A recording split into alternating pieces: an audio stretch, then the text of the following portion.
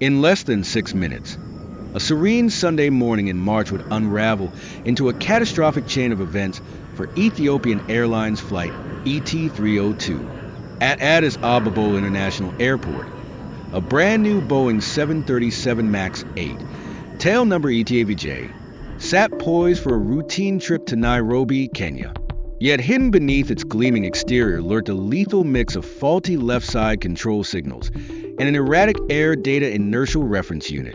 Mismatched airspeed and altitude readings on the captain's display slipped through the cracks, overshadowed by a cacophony of other alerts.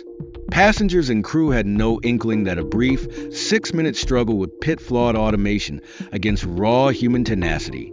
The moment those wheels left the runway, fate was sealed. This is the story of illusions shattered, where misunderstood cockpit signals ignited one of aviation's darkest chapters, and no one saw it coming. Brace yourself for the truth behind Ethiopian Flight 302. On a calm Sunday morning, March 10, 2019, Addis Ababa International Airport was bustling with routine activity. Ground vehicles zigzagged across the tarmac, and flight crews prepared aircraft for another day of international departures and arrivals. Among them was a brand new Boeing 737 MAX 8, operating as Ethiopian Airlines Flight 302 ET-302, bound for Nairobi, Kenya. Passengers boarded as usual, without a hint of the high-stakes drama that would soon unfold. Despite being in service for only 4 months, this MAX had already logged a few nagging electrical or electronic anomalies, minor altitude fluctuations, quirky autopilot behavior that showed up occasionally in the maintenance logs. But to the flight crew, nothing seemed especially alarming. The captain was an accomplished aviator with over 8,000 flight hours. The first officer was newer, with around 300 total hours, but fully qualified under Ethiopian Airlines' rigorous standards. Soon after 8:30 a.m., ground control cleared ET-302 to taxi to runway 07R. Weather was mild. Temperatures around 13 degrees Celsius, 55 degrees Fahrenheit, with only light northeasterly winds. No storms loomed on the horizon, and the flight plan suggested a straightforward climb to cruising altitude for the short trip down to Nairobi. At 8:38 local time, the first officer received permission for takeoff. The pilot flying advanced the throttles, roaring the twin CFM LEAP 1B engines to life. Accelerating down the runway, the flight crew called out standard speed checks, 80 knots V1, then rotate. The 737 MAX lifted into the Ethiopian sky, carrying 157 souls on board. Yet, within 10 seconds of liftoff, the left angle of attack, AOA, sensor on the aircraft began transmitting erratic data. On the left side, the angle reading dipped to around 11 degrees, then spiked above 35 degrees, whereas the right sensor held relatively steady near 15 degrees. This discrepancy triggered a stick shaker on the captain's yoke, an urgent vibration designed to warn of an impending aerodynamic stall. Simultaneously, the captain's airspeed indicator appeared to drop from 170 knots to 156 knots in mere seconds, and a master caution alarm lit up on the overhead panel. The pilots found themselves scrambling to interpret these mixed signals. Was the aircraft too slow, or was it flying just fine? The abrupt, contradictory nature of these warnings set the stage for a high workload cockpit scenario. By 400 feet above ground, the stick shaker was still rattling on the captain's side. In many 737 operations, autopilot can be engaged as early as 400 feet, provided there's no suspicion of stall or major malfunction. The captain attempted to engage the autopilot and failed. A second attempt also failed. On the third attempt, around 1,000 feet altitude, the autopilot did latch on. In normal circumstances, the autopilot would relieve pilot workload, smoothing out any control inputs. But the Boeing 737 MAX had a hidden layer of complexity. Its autopilot logic relied in part on the same erroneous left AOA data.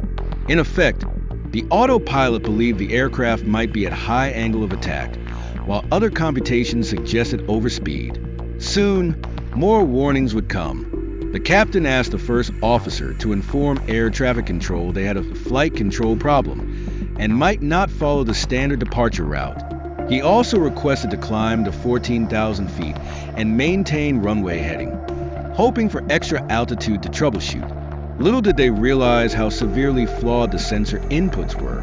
Behind the scenes, an even more critical system was poised to intervene: MCAS, Maneuvering Characteristics Augmentation System. This software was designed to nudge the aircraft nose down if sensors reported a dangerously high angle of attack under manual flight conditions. 1. Erroneous high AOA. The failed left AOA sensor incorrectly indicated the plane was near stall angle. 2. Flaps up. Shortly after takeoff, the flaps were retracted from 5 degrees to 0 degrees. 3. Manual flight. Although the autopilot was engaged briefly, it kept disengaging or reverting modes due to contradictory speed data. Now, these conditions triggered MCAS to push the nose down, thinking it was preventing a stall. Meanwhile, the auto throttle, which should reduce power from takeoff thrust to climb thrust, was stuck in R mode instead of transitioning to N1. That meant the engines continued producing near takeoff thrust, propelling the aircraft to higher speeds and increasing aerodynamic forces on the control surfaces.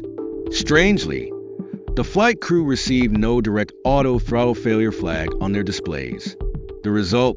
They were unknowingly battling a plane that was both trying to nose down MCAS and accelerating beyond normal climb speeds, making manual trim nearly impossible. At around 8 hours, 39 minutes, and 45 seconds, the flaps reached up position and the autopilot suddenly disconnected.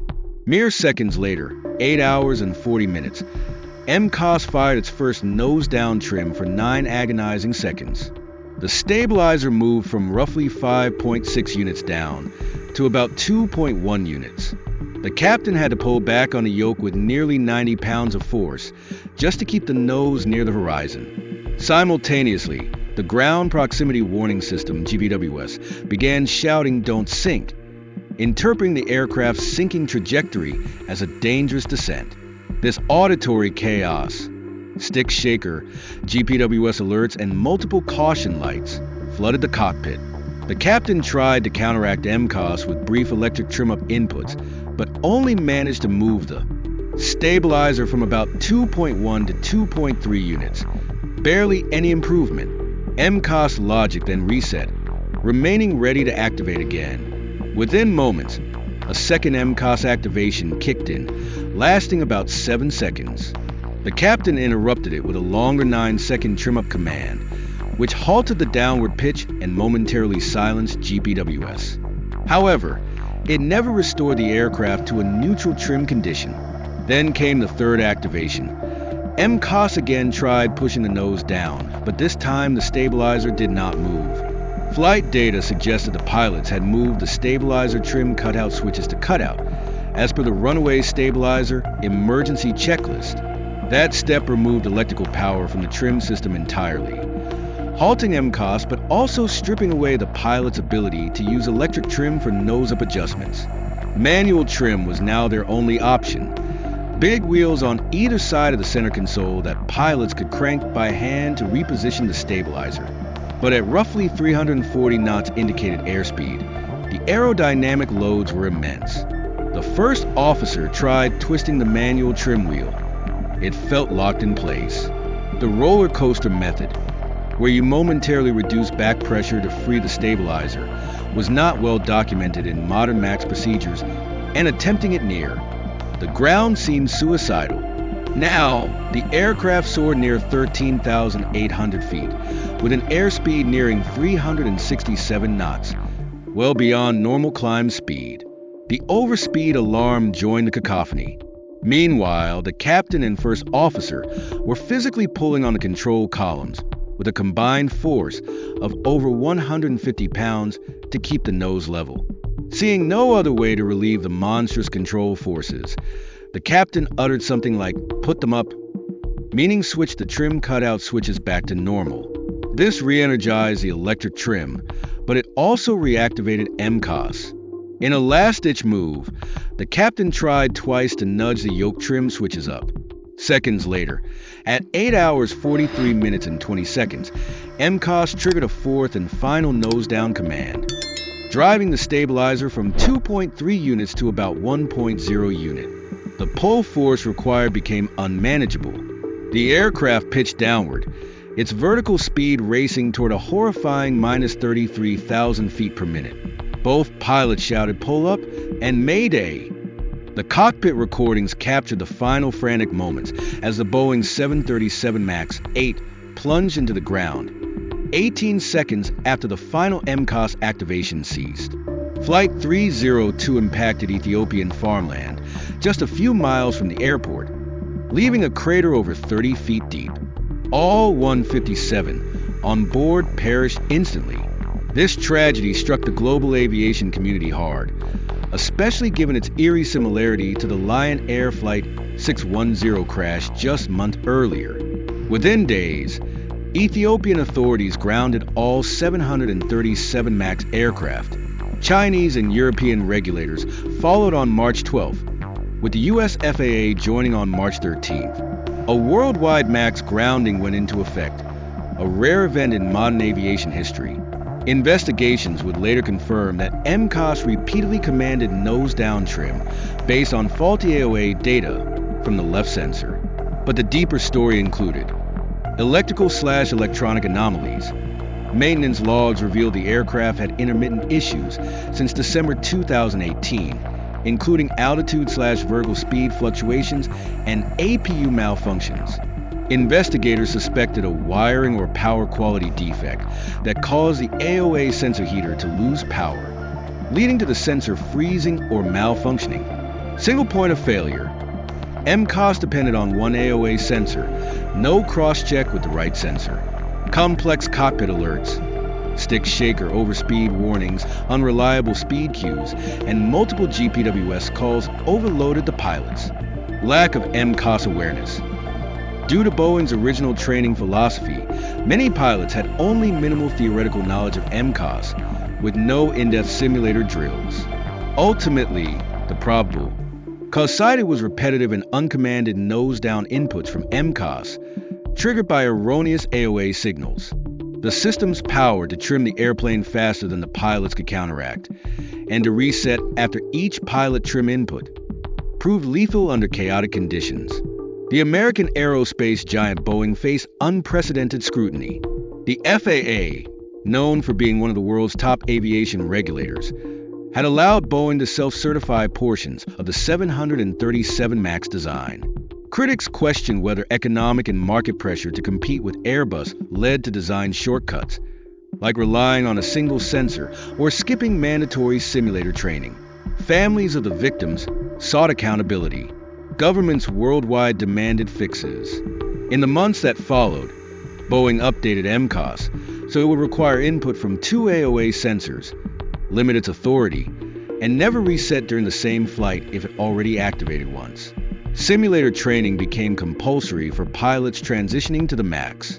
For over a year, the 737 MAX remained grounded as teams of engineers, regulators, and test pilots painstakingly reviewed every aspect of the plane's design and software. By late 2020, the FAA began granting recertification approvals after extensive test flights and thorough documentation of the revised MCAS logic. Key changes: AOA redundancy. Two sensors must agree before MCAS can trim. A limited trim authority. MCAS can only nudge the nose once per high AOA event, preventing repetitive downward commands. Improved pilot training. Mandatory simulator sessions covering MCAS failures and unreliable airspeed procedures. Enhanced warnings. Clearer AOA disagree indicators on the flight deck, preventing confusion if sensors don't match. Now, the 737 MAX is often cited as one of the most scrutinized aircraft in the world. Many aviation professionals argue it may be among the safest jets flying, precisely because of the deep overhaul and new training standards. Despite the technical breakthroughs and reforms that followed, the human cost of Flight 302 remains immeasurable. The 157 passengers and crew came from more than 30 countries, including the United States. Mothers, fathers, aid workers, researchers, each had a story abruptly ended that morning. Their memory stands as a cautionary tale for the aviation industry. No single point of failure should hold power over an aircraft's fate. Automation must be accompanied by robust pilot training. Rapid innovation must never outpace thorough testing and oversight.